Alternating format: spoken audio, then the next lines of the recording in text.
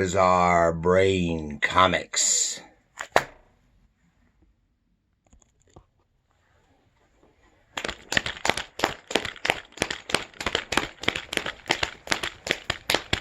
Oh, there, Nightmare. Oh, good horse.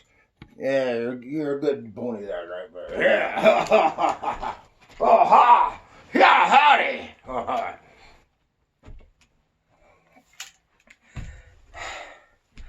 I'm the Trigger Kid. Caps don't work. Ha. And I'm here to tell you the tales of the Wild West that never was. Ha, yeah. Ha. Yeah.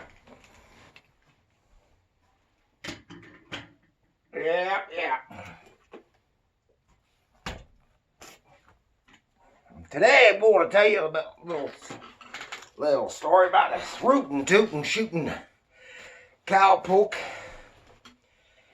This here Kid Colt Outlaw. Yeah. And this is from Marvel Comics. Kid Colt Outlaw number 159. And these comics, these westerns, at this time, this is later in the run, they were primarily reprint material from the 50s and earlier 60s. And they were shorter stories. They had 6 or 8 pages long, maybe 10. And you'd have 3 or 4, depending on the length, 3 or 4 stories.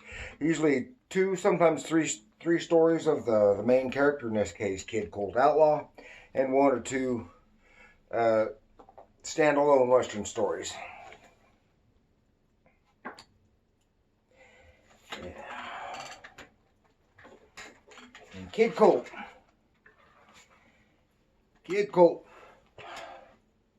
was a Marvel comic.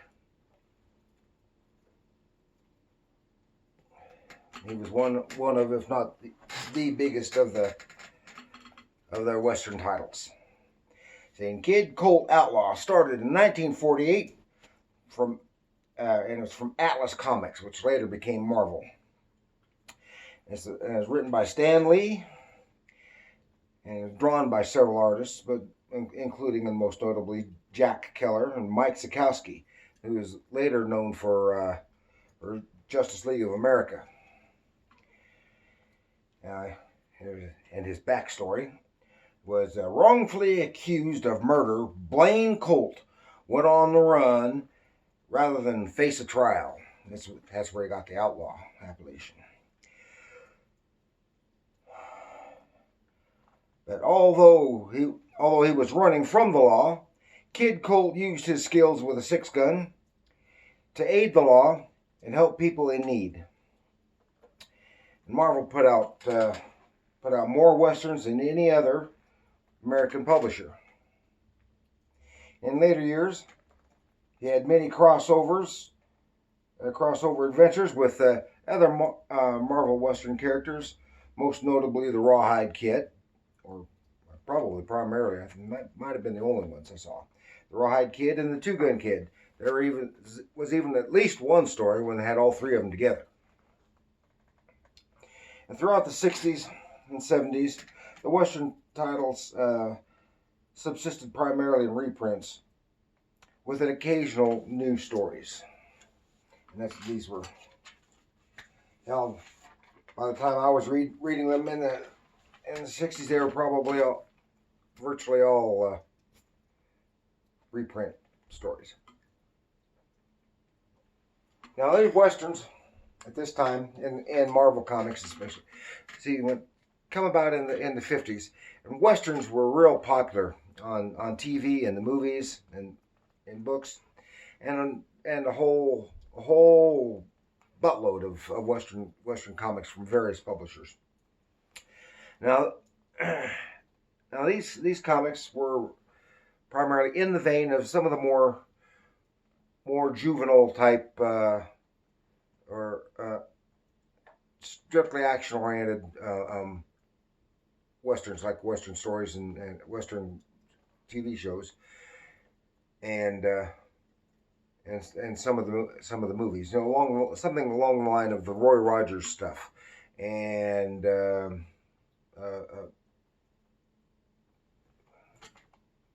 Hopalong Cassidy. That's the name I was trying to think of. There was relatively short stories and simple Western stories, often recreating or reusing the same plot over and over again. Somebody needed help. There's a gunfight, whatever. You know, they have a big shoot 'em up, and the hero come out in the end. Okay, in this story we're going to look at here, this is called The Phantom Raiders, and there's no credits for the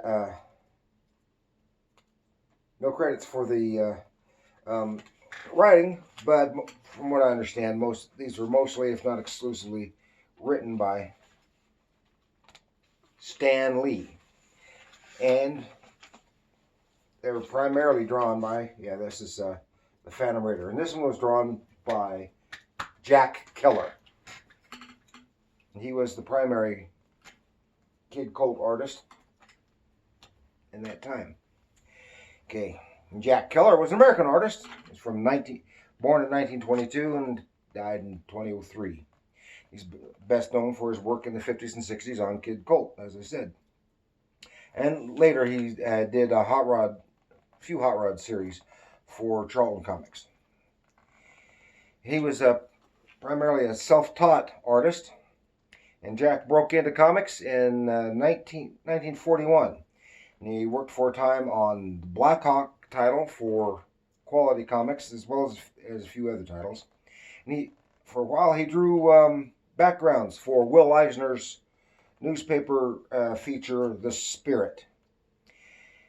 And he worked for Fiction House. He drew the character Suicide Smith in the aviation-oriented title of Wings. And then in 1953 is when he began his long run on Kid Colt. Kid Colt Outlaw. Yee-haw! Yee-haw! Let's go shoot 'em up! Yeah! Yeah! Oh! Come on! Nightmare, let's go!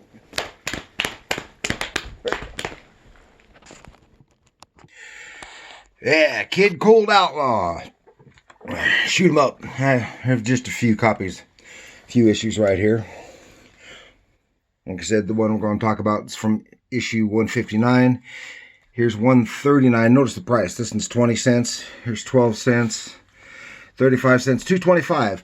The last issue was numbered 229. So this is one of the very last Kid Colt comics. And this reprint done by somebody else. Some other artwork. Some other artists, I should say. Here's another one is all reprint. The Town Tamer. This was also Jack Keller art. For example, this one is 207, but it says here originally reprinted in from 131. They were it was a bi-monthly title.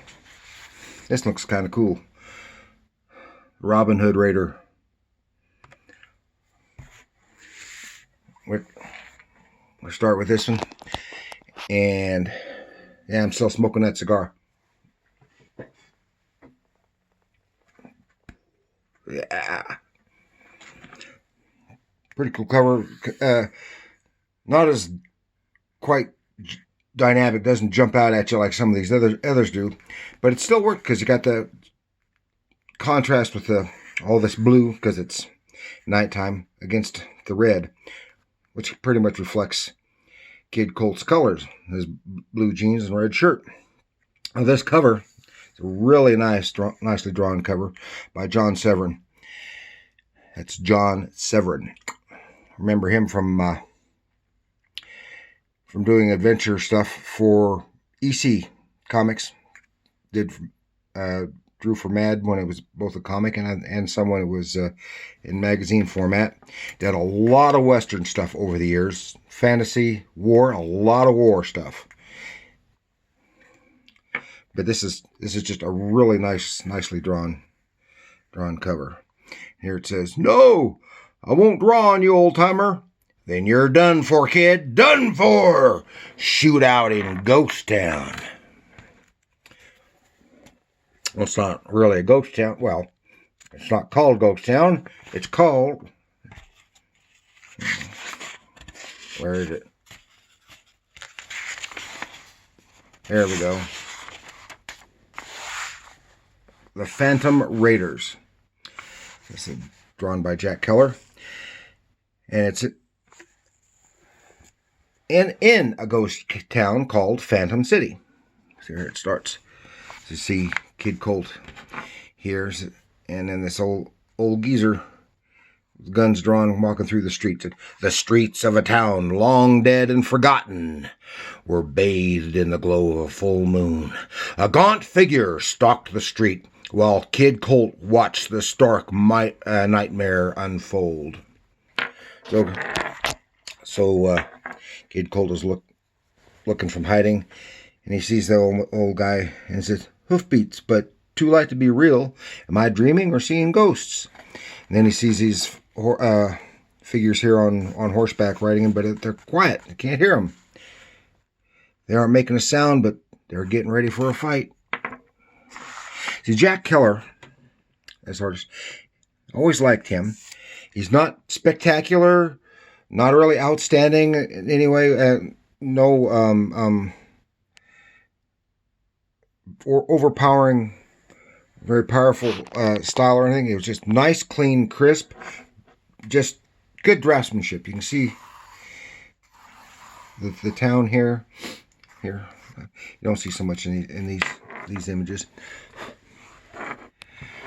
And he sees these four guys approach the old man and says, here it comes, a duel between 5 phantoms," because the kid's thinking this might be ghosts or something. And the old man, he just lets his guns blaze, and the 4 guys, they collapse and fall down dead. Then the old man, he walks away, looks like he's in a daze. "It's over. I've got to pinch myself to see if I'm dreaming this or not." Then those 4 bodies just get up, get on their silent horses, and ride off. Said, "No marks, no hoof prints. The whole thing seems to be a mystery without explanation." Then meanwhile, not far away, here's this train going on down the tracks, and you can see here, yes, pal, you can see right, everything you need right there, and there's some logs on the train tracks, and the train wrecks into them and derails. And here we got the engineer and fireman jumping off. And out of the night came 4 silent thieves to prey on the remains of their victims. When they had picked the victim clean of prizes, the Phantom Raiders whirled away. Dace Dalton, I never forget a man's eyes, and only Dalton wore black gloves without fingers. So he knows who the Phantom is, but here's Kid Colt, who comes across and renders some aid, and he tells them about this. And then they headed toward Lost Cove. Well, that's where Phantom City is. So, and the kid asks him if he needs to send help, and says, "No, we'll be taken care of." And then he goes into town and talks to the sheriff. "Sheriff, about a year ago, Dace Dalton was shot by a U.S. Marshal named Sumter. What can you tell me about it?" "Well, Sumter brought Dace in for trial here. Dace escaped, and old Sumter went after him again. Marshal bottled Dace up outside town, and the lead was flying for 5 minutes. 5 minutes straight. When Sumter got back, he said Dace was dead. We ain't sure Dace really died, though. The marshals disappeared." So that's got the kid mighty curious. So what makes you interested? I just wanted to satisfy my curiosity about that, Sheriff. So he heads back out to the town. You notice here's a rope and all these old cobwebs. You can see just that's all this kind of showing age and decrepitude, and the lighting here nice. You see some slight backlight showing he's in the dark, and then you see some light on his face here from some good contrast, nice contrast there, showing the depth and the amount of light available. And the old man draws his guns on the kid Colt and just blazes away, and he don't hit him. His gun's empty. The old man seemed to on the verge of collapse. I missed. My guns quit on me after all these years. You didn't miss, Marshal. Empty guns just don't score. Yeah. Here it is. Here's what happened. Your guns were loaded with blanks. So he's damn surprised. He's been flummoxed all this time. There's a nice face. Both of them are nice faces. Not a tremendous amount of detail in either face, but showing character. Nice heroic looking face there on Kid Colt. Dalton fixed it so you were hypnotized into thinking he was a phantom who couldn't be killed. Probably muffled the hooves of his horses too to produce the phantom illusion. So he gave him some shells, and they walk out in the street because he's been doing this almost every night, going out and shooting those guys, and they're just making them think they're just ghosts. Well, they've got a surprise coming. Phantom City roars to the echoes of six-gun thunder as two men stood side by side and shot the guns from the hands of the phantoms. Yeah, here's one of those things, shooting the guns. Hardly anybody ever actually gets shot in one of these. If it is, it's just like they get winged, maybe in the leg or mostly in the arm or shoulder, and they're always shooting the gun. These cowboys always. That's again like some of the old Western TV shows and movies that were always shooting guns out of people's hands. And when the smoke cleared, their loot must be hiding here somewhere. Dace Dalton's career as the Phantom Raider is finished thanks to you, kid. Again, simple and typical 3-tiered 6-panel page layout. Here's another story. This is just one of their regular standalone stories. No recurring characters, filler basically. Back here's another Kid Colt story by Jack Keller. That's how they would usually start, with a splash panel, and then another 2 panels underneath it, starting the story. Nice and clean. I always liked Jack Keller. It was just nice and clean, good, strong, stable storytelling. Like I said, he had a good command of the human figure. He was good at drawing horses. You don't see much in the way of horses here, though. See a little bit of his horse steel there. Let's see. Another Jack Keller story. And, of course, it's not going to show horses. Heaven forbid you show horses in a Western. There you can see another horse. He usually has plenty of horses. Here, Town Tamer. Here's some good horses. Lots of horses in this story. That's a good horse right there. Right here, too. Good horse. Good human figures. That's storytelling. Like I said, it ain't spectacular. It's not flashy. But he was good, solid artist. And Stan Lee didn't know squat about the West, except for what he was a New York New York kid. He didn't know anything about the West except what he saw in the movies. So, but that doesn't matter. There is all just good, fun adventure reading for a good time. Short and sweet. Hope you like it. Share it, subscribe. But remember, comics are art. Thank you.